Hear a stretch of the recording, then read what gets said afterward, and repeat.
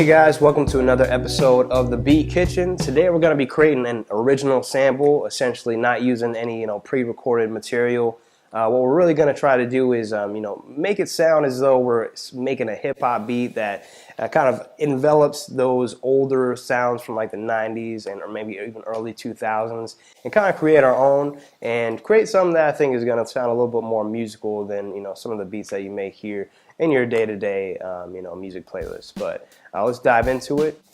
And the first element inside this particular piece is going to be obviously the drums, which is definitely the most important thing if you're wanting that old hip-hop kind of sound. A lot of times you get old school breaks from a lot of famous records that people have used, but the cool thing is that today we'll be making an original break that won't sound like other breaks out there. It won't just be kind of a rehashing of an old break that a lot of people have already used. And for this particular aspect, I'm going to try to keep the drums really gritty and loose. I'm also going to be throwing in a tambourine on top of the snare every once in a while to give it that live feel. And for this particular aspect, I'm mainly going to be using Addictive Drums. But you guys already know I'm a big fan of their plugins, but I feel like adding a lot of distortion and bit crushing really adds to that break sound. Alright, and next we're going to be focusing on the electric grand. We're going to be laying down chords with the electric grand. I think it doesn't really sound like anything else out there as far as synthesizers, the Rhodes, Wurlitzer, even obviously acoustic instruments as well. I feel like it has its own unique tone, and I really like samples that sound a little out of the ordinary. So that's what we're going to be sticking with for the chords. Alright, and the next element we're going to be throwing in there, which is a little out of left field, is going to be the Celtic or Celtic harp, something like that. Anyway, it's going to really kind of add a little bit of weirdness to the sample, which I like a lot of times. I really like samples that just sound otherworldly.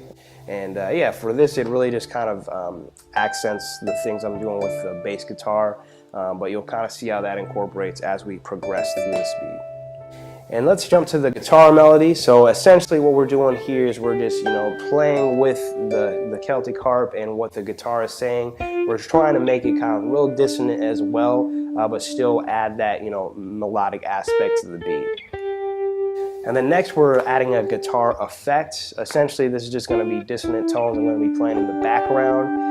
That'll kind of just lay the foundation for the Celtic harp, a little bit of the electric grand, and also for the melody of the main guitar line. Alright, and now we're going to go ahead and hop to the bass. This is going to be essentially the bed for which everything else is going to lay on.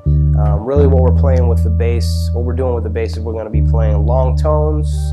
They're really just going to be reinforcing the kick drum of the drum kit. Alright guys, well thanks for tuning in. I hope you guys enjoyed seeing what I'm doing with these particular elements and how I throw those into a pot and kind of make it work and sound like something that would be sampled into a hip-hop beat.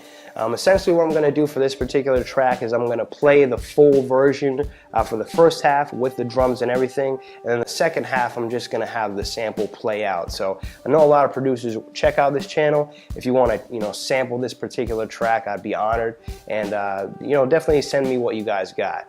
And if you're liking what we're doing here, definitely subscribe, hit that like button, and check us out next time.